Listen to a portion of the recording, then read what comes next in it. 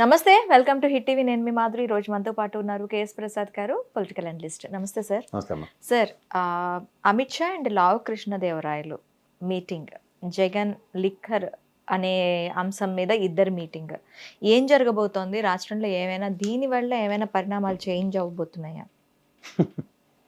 ఇప్పుడు ప్రతి దగ్గర కొండంతవి ఎలకన పడడం అలవాటైపోయింది కూటమికి. మీరు ఒకటి గమనిస్తే ప్రతిదీ రంగులు వేసారన్నారు, విజయవాడలో తుఫాన్లప్పుడు అన్ని అబాండాలన్నీ జగన్మోహన్ రెడ్డి చుట్టూ తిప్పుతూ లాస్ట్కి అగ్నిపునీతల బయట తీసి ఎన్నిస్తున్నారు. అలాగే ఇప్పుడు అసెంబ్లీలో అన్నిటికీ అడ్డగా దొరికిపోయిన తర్వాత ఇప్పుడు పార్లమెంట్ వేదికగా ఎంచుకున్నారు కూటమి. మనం పరంపరం, మనం బాయి అని. బీజేపీ నేను మీరు కూటమే కాబట్టి ఏమీ లేకపోయినా అమాయకంగా ముసిగేసి ఆ సిసోడియాకిను కేజ్రీవాల్కి జల్ల కొట్టినట్టు, ఇక్కడ కవితమ్మకి జల్ల కొట్టినట్టు, ఇక్కడ మన ఆంధ్రప్రదేశ్లో కూడా జగన్మోహన్ రెడ్డి చుట్టూ లిక్కర్ స్కామ్ తిప్పి మేము ప్రతిదీ కాలక్షేపం కార్యక్రమం చేస్తున్నాం కాబట్టి ఇది కూడా చేద్దాం అన్నది ఒక టిప్ ఇచ్చేయడానికి ఇస్తే, అక్కడ జరిగిన పరిణామాల్లో ఆద్యంతం గమనించగలిగితే అక్కడ వైఎస్ఆర్సీపీ రూలింగ్లో ఉన్నా సరే విజయసాయిరెడ్డి చొట్టపోలను లోపటేయడం, బెయిల్ మీద బయటికి పోమడం, అలాగే మాగుంట శ్రీనివాసరెడ్డి గారి కొడుకును లోపటేయడం, బయటికి తీయడం, ఇవన్నీ పరిణామాలు ఆల్రెడీ హ్యాపెండ్ ఢిల్లీ లిక్కర్ స్కామ్కి సంబంధించి. ఇప్పుడు ఆంధ్రప్రదేశ్ లిక్కర్ స్కామ్ కింద బ్రహ్మాండంగా ఒక కొత్త నెరేటివ్ని స్టార్ట్ చేశారు.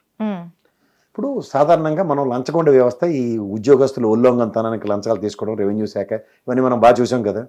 ఇప్పుడు మనం డిమాండ్ సప్లై సూత్రం కూడా తెలుసు కదా, ఎక్కువ డిమాండ్ ఉన్నప్పుడే కదా సప్లైకి అనుగుణంగా 4 షాపులు ఎక్కువ వస్తాయి. కానీ 33%, అంటే ఒక డేటా చెప్తాను నీకు ఎంత క్లియర్గా ఉండాలంటే, ప్రజలు ప్రతిదీ గొర్రెలు మన దగ్గర 10 మీడియాలు ఉన్నాయి, ఎలాగైనా మనం ఆడేసుకోవచ్చు, ఏదైనా చెయ్యొచ్చు, దాన్ని ఏమంటారు, మనం ఆడింది ఆట పాడింది పాట, ఏ మాట చెప్పినా ప్రజలు ఏమీ భయపడరు, మన మాటలు అబద్ధాలని శాశ్వతంగా నమ్మేస్తారు అన్న అపోహలో వాళ్ళు ఉన్నారు. ఇప్పుడు చిన్న విషయం చెప్పాలి ప్రజలకి, 4380 షాపులు ఉండేవి, ఇది 2014 నుంచి 19 దాకా. ఈయన రావడం 2934కి కుదించాడు, 33% షాపుల్ని కుదించాడు. రెండోది, బెల్ట్ షాపులు 43,000 ఉన్నాయి. బెల్ట్ షాప్ అన్నది లేకుండా ఎత్తి కొదేసి అవతరిస్తాడు. ఇది 19 నుంచి 24 దాకా. ఇప్పుడు రాగానే ఎగేసుకుని పొగేసుకుని అంగాల్లో కూడా అమ్మేస్తున్నారు. సో ఉదాహరణకి జగన్మోహన్ రెడ్డి నిజంగా అవినీతి చేద్దాం, డబ్బులు సంపాదించేద్దాం అనుకుంటే ఇంకో డేటా కూడా చెప్తే దాన్ని బట్టి ప్రజలకి ఇక్కడి నుంచి నేను చెప్పింది అర్థం అవుతుంది. ఉదాహరణకి 14 నుంచి 19 దాకా తెలుగుదేశం గవర్నమెంట్లో 14 నుంచి 15 దాకా ఐఎంఎల్ మద్యం అంటారు, అంటే బీర్లు కాని మద్యం 2.88 కోట్లు అమ్మితే, బీర్లు కేసుల్లో 1.74 కోట్ల కేసులు అమ్మారు. 15-16లో 3.6 కోట్లు ఐఎంఎల్ మద్యం అనుకుంటే 1.75 కోట్లు బీర్లు కేట్లు అమ్మారు. 16-17లో 3.32 కోట్లు అనుకుంటే 1.78 కోట్లు కేట్లు బీర్లు అమ్మారు. 17-18లో 3.60 కోట్ల ఐఎంఎల్ మద్యం అమ్మితే 2.27 కోట్ల బీర్లు కేట్లు అమ్మారు. 18-19కి వస్తే 3.84 కోట్లు అమ్మితే 2.77 కోట్ల బీర్లు కేట్లు అమ్మారు. ఇక్కడ 2 ఏళ్ళు కరోనా కదా, మందు లేదనే ప్రజలు చచ్చారు కదా, అలా మాస్టర్ల లైన్లో నిలబెట్టి మందు అమ్మించారు, ఇవన్నీ బాధలు కదా వాళ్ళకి కరోనా టైంలో. ఇప్పుడు 19-20లో 3.8 కోట్ల ఐఎంఎల్ మద్యం అమ్మారు, 2.12 కోట్ల బీర్లు కేట్లు అమ్మారు. 20-21లో కరోనా కదా, 1.87 కోట్ల ఐఎంఎల్ మద్యం, 57 లక్షల కేట్లే బీర్లు అమ్మారు. 21-22కి వచ్చేసరికల్లా 2.63 కోట్ల ఐఎంఎల్ మద్యం, 82 లక్షల కేట్ల బీర్లు అమ్మారు. 22-23లో 3.35 కోట్లు ఐఎంఎల్ మద్యం అమ్మితే 1.16 కోట్ల బీర్లు కేట్లు అమ్మారు. 23-24లో 3.32 కోట్ల బీర్లు అమ్మితే ఐఎంఎల్ అమ్మితే 1.12 కోట్ల బీర్లు కేట్లు అమ్మారు. అంటే మద్యం సేల్స్ కంపారిజన్గా రెండు చూస్తే కూడా 14-19 కన్నా 19-24 మధ్యలో అమ్మినవి ఎంత తక్కువ కమలాడుతున్నారు కదా, నెంబర్స్ లోనే కనిపిస్తున్నాయి కదా. షాపులు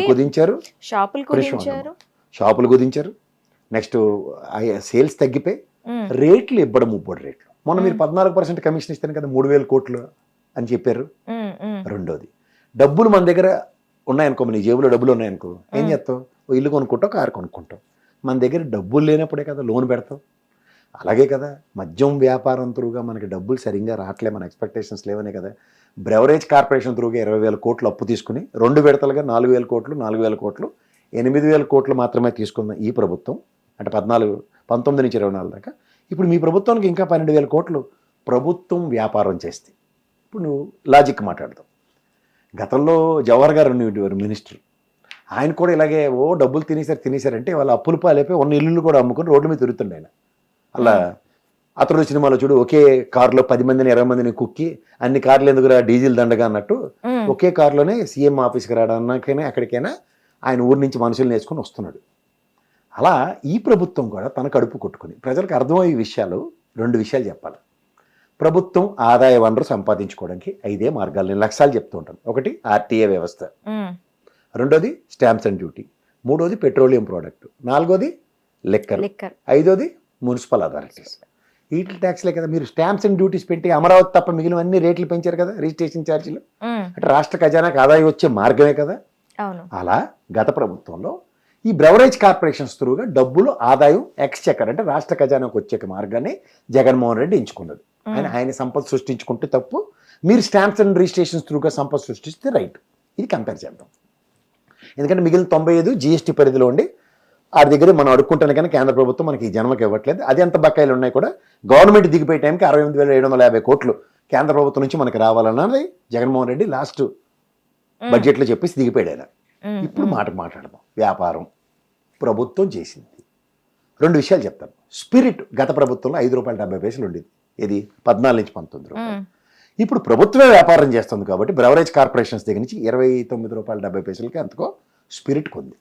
అంటే స్పిరిట్ కొంటే అర్థం ఏంటంటే లిక్కర్, చీప్ లిక్కర్ మీరు 99కి ఇచ్చి తప్పలు కొడుతున్నారు కదా, అది 150-180 రూపాయలకి అమ్మేది కదా.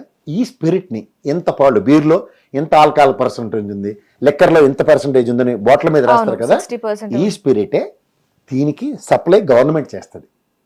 దీన్ని ప్రభుత్వ పర్యవేక్షణలో. ఎందుకంటే మద్యం తాగి చచ్చారనేది ఎక్కడైనా ఉంది వార్త ఉందా?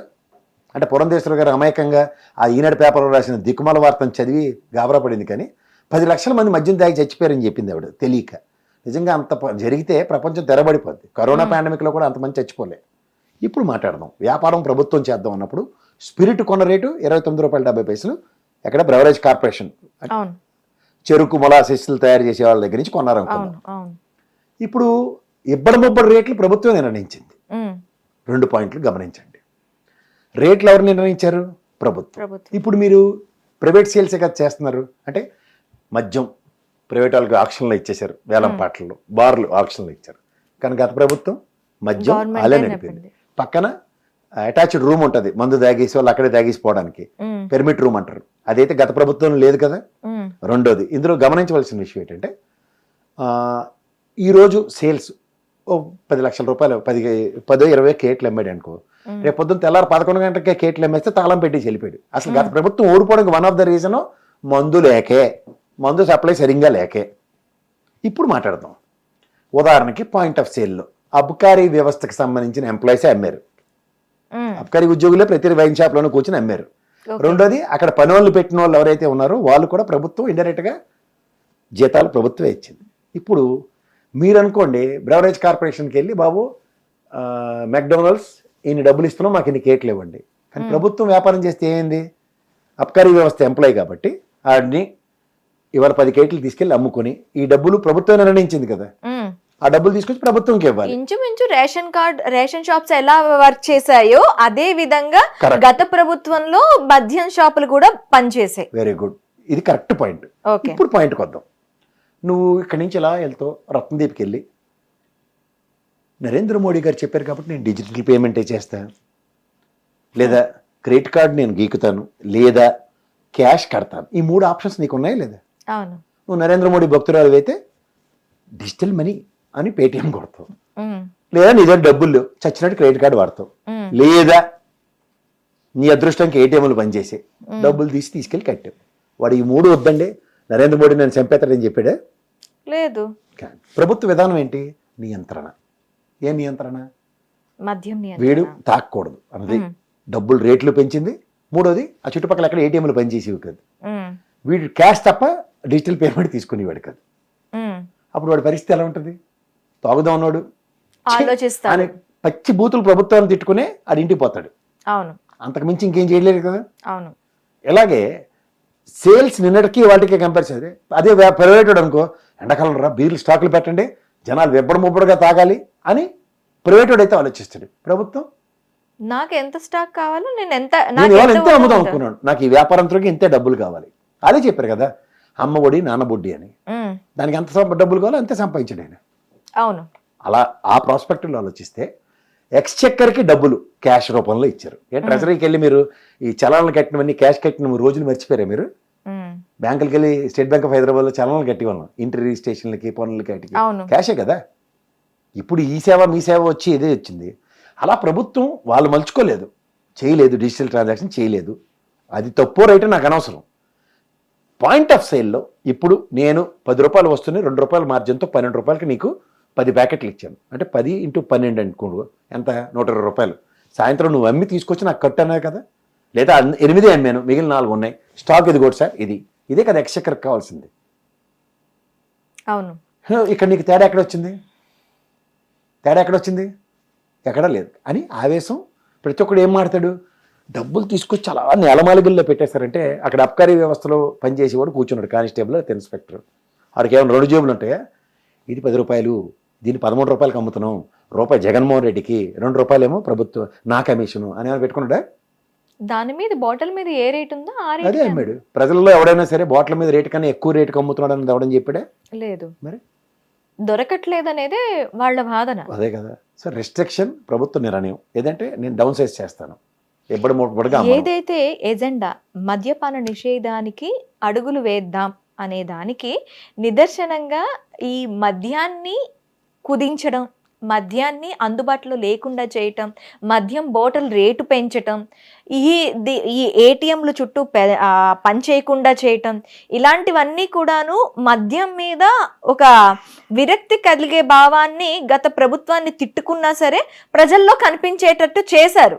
కాకపోతే ఇప్పుడు మళ్ళీ ఈ ప్రభుత్వం ఏంటి అంటే మద్యాన్ని ఇబ్బడి ముబ్బడిగా చేతులు ఎక్కడికి వెళ్ళినా అందించే విధంగా తయారైంది. అంతే అంటే రెండోది ఏంటంటే, నేను ఫస్ట్ చంద్రబాబు నాయుడు గారికి గవర్నమెంట్ రాగానే ఈ మద్యం విషయంలో ప్రభుత్వం ఇంకొంచెం బ్రహ్మాండంగా ప్రభుత్వమే నిర్ణయాలు తీసుకుని చేస్తుంది అనుకున్నాను. ఎందుకంటే సంపద సృష్టిస్తామని చెప్పినప్పుడు నేను అనుకున్నానంటే అన్ని బ్రాండ్లు ఇప్పుడు ఉదాహరణకి రేషన్ షాప్ల గత ప్రభుత్వంలో కాకుండా ఈయనే ప్రభుత్వ పరంగా అదే అబ్కారీ వ్యవస్థ, అదే స్టాఫ్ ఉన్నారు, వాళ్ళని ఎన్హాన్స్ చేస్తూ మద్యం షాపులు ప్రభుత్వం నిర్వర్తిస్తుంటే నిజంగా విపరీతంగా రెవెన్యూ వచ్చింది కదా. అవును.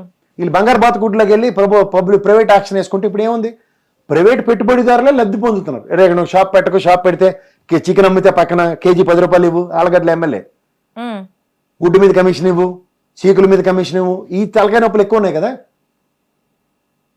అదే ప్రభుత్వం కనుక కార్యక్రమం నిర్వర్తించుంటే ఎక్సెస్ అప్పుడైతే ఏ బ్రాండ్ పడితే ఆ బ్రాండ్ దొరకలే, ఇప్పుడు ప్రభుత్వం అన్ని బ్రాండ్లు ఇస్తే ఇంకొంచెం ఎక్స్ట్రా రెవెన్యూ ఎక్స్చెక్కర్కి వచ్చింది కదా. అవును. అంటే ఆదాయ వనరులను సృష్టించుకునే మార్గం గత ప్రభుత్వం ఇస్తే వీళ్ళకి నచ్చక అది వద్దని పాత పాలసీని అడాప్ట్ చేసినప్పుడు ఫెయిల్యూర్ సక్సెస్. అది ఇన్ కేస్ అది సక్సెస్ అన్నా సరే ఒక్కసారి డబ్బులు వచ్చిన దానికి రెగ్యులర్గా డబ్బులు వచ్చేదానికి చాలా తేడా ఉంది కదా. ఇది నిరంతరం ఇన్కమ్ టు ద ఎక్స్చెక్కర్. ఈ ఇన్కమ్ని గండి కొట్టి ఒకేసారి యాక్షన్లో సంవత్సరం పాటు మళ్ళీ ఎదురు చూడాలి, మళ్ళీ వేలాలు 2 సంవత్సరాల తర్వాత మళ్ళీ ఆడికి ఏమొస్తుందో రాదో, ఈ డబ్బులు ఎంత ఆ డబ్బులు ఎంత, ఎందుకు ఈ తలకాయ నొప్పులు? సో ప్రభుత్వ విధానం కింద ప్రభుత్వం మలుచుకున్న ఒక నిర్ణయాన్ని వెసెస్ వీళ్ళు పాత నిర్ణయానికి ఎక్స్టెండ్ చేస్తూ ఈ డిస్పారిటీని అవినీతి అని చెప్తే నేనైతే యాక్సెప్ట్ చేయను. నాకు తెలిసి వాళ్ళు మీరు ఆప్కోలో లేకపోతే ఎక్కడైనా చేనేత వస్త్రాలు కొనుక్కుందారు, అక్కడ అవినీతి అంటే ఎవడో నమ్ముతారమ్మా? చెప్పు, నా మాట కంటుతా. ఎందుకంటే అక్కడ మనకి నాణ్యమైన చేనేత వస్త్రాలు దొరికితే ప్రభుత్వమే నిర్వహిస్తుంది ఆప్కో అలాంటివి, అక్కడ రూపాయి తక్కువ ఉంటుంది. రేషన్ షాపులు మనం ప్రభుత్వం నిర్ణయించిన రేటుకే అమ్ముతాం, ధైర్యం భరోసా కదా. గతంలో ప్రభుత్వ సారాయి దుకాణాలు ఉండేవి, రేట్ ఫిక్స్డే కదా. అవును. అలాగే ఇది కూడా లెక్కర్ను కూడా ప్రభుత్వం ఒక కార్యక్రమం కింద నిర్వర్తించడం వీళ్ళకి నచ్చలేదు, వద్దని ఉన్నారండి. కానీ దాంట్లో లొసుగులు ఉన్నాయంటే చాలా తప్పు అంటాను. ఓకే, ఇప్పుడు దీనికి ఆల్రెడీ ఆ లొసుగులు ఏంటో చెప్పండి, ప్రజలకు అర్థమయ్యేలా చెప్పండి. ఆ లొసుగుల్ని ప్రజలకు అర్థం కాకుండా చేసి ప్రైవేటీకరణ చేయటం ఎంతవరకు కరెక్ట్? అది కరెక్ట్ అంటే అది ప్రభుత్వ నిర్ణయం, ఏం చేస్తాం? ప్రభుత్వ పాలసీలు మనం I cannot question, it is the stand of their government, they have taken it. But గత ప్రభుత్వంలో ఆదాయ వనరు అది, ఇప్పుడు కాదు. ఓకే, ప్రభుత్వానికి ఆదాయ వనరు కాకుండా పోయింది.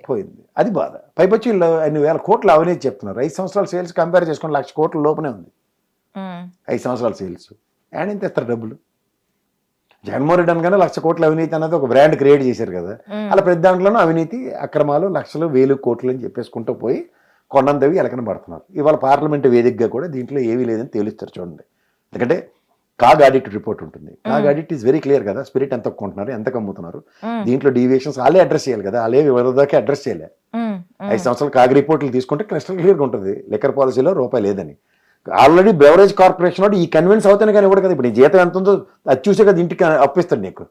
అందుకని అది నీ గురించి కళ్ళకంట కదా అబ్దుల్ కలాం లాగా, ఈ అమ్మాయి రేపు పొద్దున్న సీఈ అవుతుంది, ఈ అమ్మాయి బర్కాదత్తుని దాటిపోద్దని చెప్పి నీ గురించి ఖచ్చితంగా ₹1 ఇస్తానని ఊహించుకోడు కదా అది.